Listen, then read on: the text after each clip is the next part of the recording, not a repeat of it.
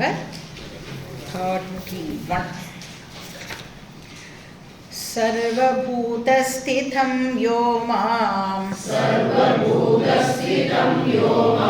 भजत्येकत्वमास्थितः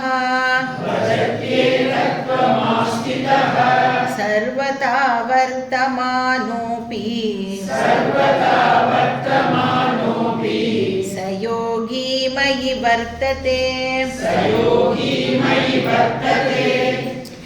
இப்போ வந்து இதுதான் ஹையஸ்ட் ஃபார்ம் ஆஃப் பக்தி அப்படின்னு சொன்னால், இப்போ பக்தி அப்படின்னு சொன்னால் ஜென்ரலாக நாம் வந்து அந்த பக்தியை வந்து எக்ஸ்ப்ரெஸ் பண்ணுவோம். இப்போ பகவானே எனக்கு ரொம்ப பிடிக்கும் அப்படின்னு சொன்னால் எப்படி அதை எக்ஸ்ப்ரெஸ் பண்ணுறோம்?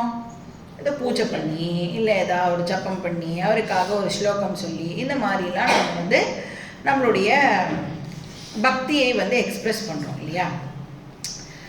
இப்போ அதனால தான் என்ன பண்ணுறோம் அப்படின்னா, பகவானை வந்து பிடிச்சிருக்குன்றதுனால தான் இப்போ பூஜையில் என்ன பண்ணுறோம், ஃபஸ்ட்டு பகவானுக்கு வந்து ஸ்நானம், நான் குளிக்கிறேன்ல நீயும் குளி. பகவான் எப்போ அழுக்கானார் குளிக்கிறதுக்கு? அப்புறம் வஸ்திரம் சமர்ப்பயாமி, அது கூட என்ன வஸ்திரம்லாம் கொடுக்க மாட்டோம், என்ன பண்ணிடுவோம் அந்த இடத்துல, வஸ்திரார்த்தம் அக்ஷதான் சமர்ப்பயாமி, எல்லாத்துக்கும் ஒரு இது. ஆமாம், அப்போ பகவானையும் என்ன பண்ணிடுறோம், நம்மள மாதிரி நினச்சிட்டு அவருக்கும் வந்து உனக்கு நான் உனக்கு வந்து ஸ்நானம் கொடுக்குறேன், இது பண்ணுறேன், அதை பண்ணுறேன் அப்படின்னு சொல்கிறோம். ஆக்சுவலி அவர் வந்து நிர்மலஹா, எப்போயுமே பியூர், எவர் பியூர் அவர். அப்போ இதெல்லாம் பண்ணுறோன்னா என்ன சொல்கிறோம், இன்டைரக்டாக என்ன பண்ணுறோம், பகவானை ஆக்சுவலாக இன்சல்ட் பண்ணுறோம். இப்போ சங்கராச்சாரியார் வந்து பராபூஜா அப்படின்னு ஒரு ஸ்தோத்திரம் பண்ணியிருக்கார். அதில் சொல்கிறார், நான் எப்படி உனக்கு ஆசனம் கொடுக்க முடியும், ஆசனம் சமர்ப்பயாமி, எவ்வளோ பெரிய ஆள் நம்ம, பகவானுக்கு இந்தா உனக்கு சேர்லாம் போடுறேன், உட்காந்துக்கோ, சிம்ஹாசனம் கொடுக்குறேன், உட்காந்துக்கோன்னு சொல்கிறோம். சங்கரர் சொல்கிறார், இந்த ஜகத்துக்கே நீ தான் ஆசனம், உனக்கு நான் ஆசனம் கொடுக்குறேன்னு சொல்கிறேனே, என்னோட ஒரு பெரிய முட்டாள் எப்படி இருக்க முடியும்? இப்போ இதெல்லாம் இந்த தாட் ப்ராசஸ்லாம் யாருக்கு இருக்கும்? ஒரு ஞானிக்கு இந்த தாட் ப்ராசஸ் எல்லாம் இருக்கும். ஒரு அஞ்ஞானிக்கு இந்த விஷயம்லாம் தெரியாததுனால பகவானை வந்து இந்த மாதிரி தான் அவன் வந்து வழிபட்டு ஆகணும். அப்போது ஒரு ஞானிக்கு ரெகுலர் பூஜா இருக்குல்ல, அது வந்து மீனிங்லெஸ்ஸாக ஆகிடும். கரெக்டு தானே? இந்த அறிவு வந்ததுக்கப்புறம், பகவானும் நானும் ஒன்று தான் அப்படிங்கிற ஒரு இது வந்ததுக்கப்புறம், அவர் தான் ஜகத்துக்கே அதிஷ்டானம் அப்படின்னா, அவருக்கு நான் உனக்கு ஆசனம் கொடுக்குறேன், உன்னை வந்து நான் ஸ்நானம் சமர்ப்பயாமி, அக்ஷதான் சமர்ப்பயாமி, எல்லாம் எப்படி வந்து ஒரு ஞானியால் வந்து இந்த பூஜை பண்ண முடியும்? இப்போ ஞானியுடைய பக்தி எப்படி இருக்கும் அப்படின்னா, பக்தியை எக்ஸ்பிரஸ் பண்ண மாட்டார். ஏன்னா ஞானமே பக்தியுடைய எக்ஸ்பிரஷனாக இருக்கிற காரணத்தினால எக்ஸ்ட்ராவாக ஏதாவது ஆக்ஷன் மூலமாக அதை வெளிப்படுத்த வேண்டிய அவசியம் இல்லை. ஸோ யக ஞான நிஷ்டா, ஸோ இந்த கிரேட்டஸ்ட் பக்தன் இருக்கானே, மாம் பஜதி, என்னை வந்து அவன் வர்ஷிப் பண்ணுறான். அப்போ எப்படி வந்து சாதாரணமாக எல்லாரும் வந்து இந்த ஷோடச உபச்சாரம்லாம் பண்ணுறாளே, அந்த மாதிரியெல்லாம் அவன் வந்து என்னை வர்ஷிப் பண்ண மாட்டான். ஏன்னா அவனுக்கு என்ன தெரியும், எல்லா இடத்துலையும் நான் தான் இருக்கேன் அப்படிங்கிறது அவனுக்கு தெரியும். ஸோ அந்த நாலேஜ் மூலமாக ஏகத்வம் அஸ்திதசன் பஜதி. ஸோ அந்த பகவான் வந்து இப்போ எங்கே இருக்காருன்னு அந்த பர்சனுக்கு தெரியும். சர்வபூதஸ்திதம், எல்லா சரீரங்கள்லையும் பகவான் தான் இருக்கார்.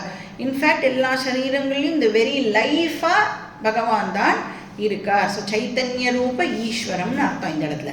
இப்போ இந்த அத்வைத திருஷ்டியோட ஞானி இருக்கிறதுனால அவன் அந்த நாலேஜே என்ன வர்ஷிப் பண்ணுறா மாதிரி தான் அப்படின்னு இங்கே கிருஷ்ணர் வந்து சொல்கிறார். எந்த ஸ்பெஷல் ஆக்ஷனும் வந்து அவன் பண்ண வேண்டிய அவசியம் இல்லை. நீங்கள் பார்த்தீங்கன்னா சன்னியாசிஸ்லாம் இருக்கா இல்லையா, அவளுக்கு ஆக்சுவலி எந்த பூஜா நியமங்களும் கிடையாது. சாஸ்திரப்படி பார்த்தோம்னா சன்னியாசமே எதுக்கு எடுத்துக்கிறா, ஹையஸ்ட் நாலேஜ் அடையிறதுக்காக தான் சன்னியாசம் எடுத்துக்கிறாள் இல்லையா. அதனால் அவளுக்கு பார்த்தீங்கன்னா ஃபார்மலாக நிறைய ரிச்சுவல்ஸ் பூஜை எல்லாம் எதுவும் இருக்காது. பட் இப்போ ஏதாவது ஒரு சன்னியாசி மடத்தை சேர்ந்தவராக இருந்தார் அப்படின்னா, அந்த மடம் அப்படிங்கிறது இப்போ எப்படி இருக்குது அப்படின்னா, ஒரு பப்ளிக்கில் நிறைய பேர் வர ஒரு இடமா இருக்கிறதுனால பப்ளிக்கு அவள் எப்படி எஜுகேட் பண்ணுவா? அவள் பண்ணி காமிச்சாதான் பின்னாடி இருக்கிறவா அதை ஃபாலோ பண்ணுவா இல்லையா. இந்த சிரேஷ்டாச்சாரகாலாம் படிச்சிருக்கோம்ல. இப்போ மக்கள்லாம் என்ன பண்ணுவா, யார் இந்த சொசைட்டியில் இந்த மாதிரி ஒரு உயர்ந்த பர்சன் அப்படின்னு பார்த்து அவர் என்ன பண்ணுறாரோ அதை ஃபாலோ பண்ணுறா இல்லையா.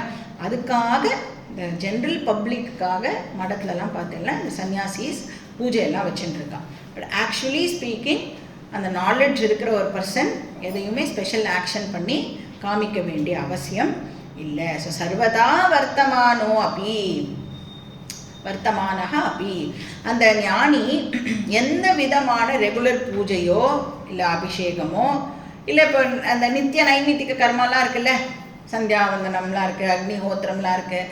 அப்போ இந்த ரிலீஜியஸ் ஆக்டிவிட்டீஸ் எல்லாம் பண்ணலைன்னா கூட அவன் என்ன ஆல் த டைம் வர்ஷிப் பண்ணிட்டு தான் இருக்கான் அப்படின்னு கிருஷ்ணர் இங்கே சொல்கிறார். பட் வெளியில் இருக்கிற வாழ்க்கை அது எப்படி தெரியும்? கொஞ்சம் கூட இந்த பர்சனுக்கு பக்தியே இல்லை அப்படின்னு தான் வெளியில் இருக்கிறவா சொல்வா. அதனால தான் நீங்கள் பார்த்தீங்கன்னா வேதாந்தம் அப்படின்னால என்ன நினச்சுன்றா நிறைய பேர், ஈஸ்வர பக்தி இருக்காது அப்படின்னு தப்பாக நினச்சிப்பா.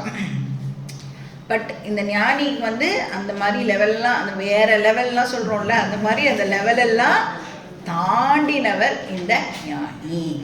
ஸோ எக்ஸ்ப்ரெஸ் பண்ண வேண்டிய அவசியம் இல்லை. ஏன்னா இவர்கிட்ட இருக்கிறது என்னென்னா அந்த most highest refined form of bhakti. அதை ரெகுலர் ஃபார்மில் எக்ஸ்ப்ரெஸ் பண்ண வேண்டிய அவசியம் இல்லை. ஸோ வர்த்தமானோபி அப்படின்னா அந்த ஞானி என்ன விவகாரத்தில் ஈடுபட்டிருந்தாலும், எந்த லைஃப் ஸ்டைலை அவர் சூஸ் பண்ணி இருந்தாலும், கிரகஸ்தாசிரமத்தில் இருக்கலாம், இல்லை வானப்பிரஸ்தாசிரமத்தில் இருக்கலாம், இல்லை சன்னியாசாசிரமத்தில் கூட இருக்கலாம். ஸோ எந்த வேலையில் ஈடுபட்டிருந்தாலும் அவருக்கு இன்டர்னலாக அவர் பகவானை பூஜிச்சுட்டு தான் இருப்பார். ஸோ சக யோகி அந்த மாதிரி ஞானி, ஞான நிஷ்டா அப்படின்னு சொல்லலாம் அவரை. மயி வர்த்ததே அப்படின்னா எனக்குள்ள அந்த பர்சன் இருக்கார். இப்போ இந்த ஹோல் கிரியேஷனே அந்த ஞானிக்கு பகவான் தான். ஸோ யோகி மயி வர்த்ததே அப்படின்னா வி ஆர் இன்செப்பரபிள் அப்படின்னு கிருஷ்ணர் இங்கே சொல்கிறார்.